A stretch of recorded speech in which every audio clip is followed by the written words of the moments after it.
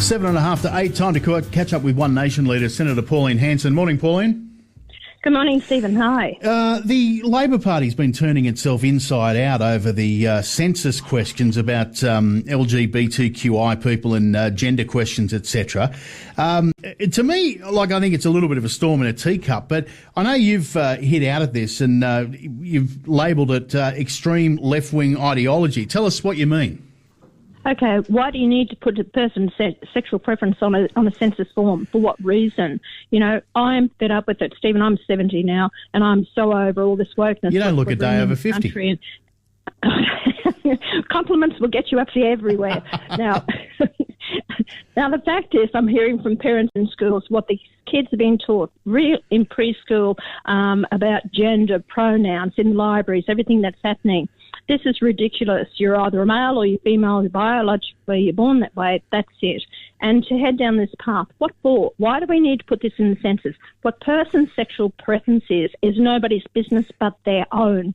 And they've never worried about heterosexuals or anything like that. That's not in the rainbow flag, do they? They don't acknowledge heterosexuals. Well, so I agree with you on the sexual preference. I think you're 100% right. But I think with the transgender issues, aren't we better off quantifying that so we have better information? Because I think, as you say, it's insidious the way we're pushing this on kids, but isn't quantifying it in the census a good idea or a good way of ascertaining how big the problem is? What have been ascertaining how big the problem is? Well, at least you can identify, how many people are identifying like that, and then say, well, hang on a sec, this seems excessive, or it lines up with what we thought, or just to get a sense of what's really happening.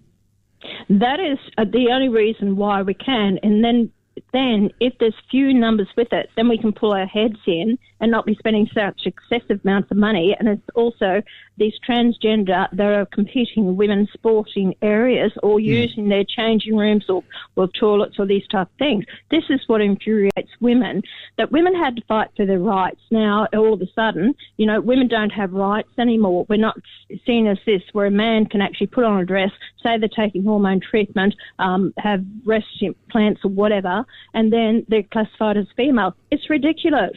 It's not normal. It's not natural. I'm sorry. I'm telling people that. We actually have to defend that we are born female. We have, changes in our body that is only prevalent to females giving birth, menstrual cycles, all the rest of it. It's only experienced by women, not men who are pertaining to be women. Yeah, but then again, that's why I say I think it's a good idea to quantify these things in the census, because that's the only way we can actually get sort of raw numbers on this kind of thing. Yeah, but you're only talking about transgender.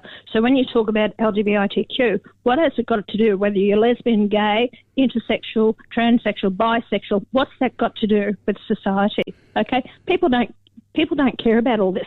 Most people, like myself, don't understand what all these alphabetical numbers are, what they mean. And you're going to rush into the dictionary to try and figure out what it is, if anyone can tell you. What does it really matter? Isn't it about the individual? Isn't it about the human being? Aren't we all human beings that we actually should just get on with our life? What we do in our own homes, our own closed doors, isn't it just their business? Yeah, well, to an extent, I think you're right. Yeah, look, it's interesting. It's an interesting discussion to have, and that's why I enjoy having you to give us your perspective. Pauline, good to talk to you. We'll catch up next week. Thanks, Stephen. Bye. Pauline Hanson, One Nation leader, back with us next week.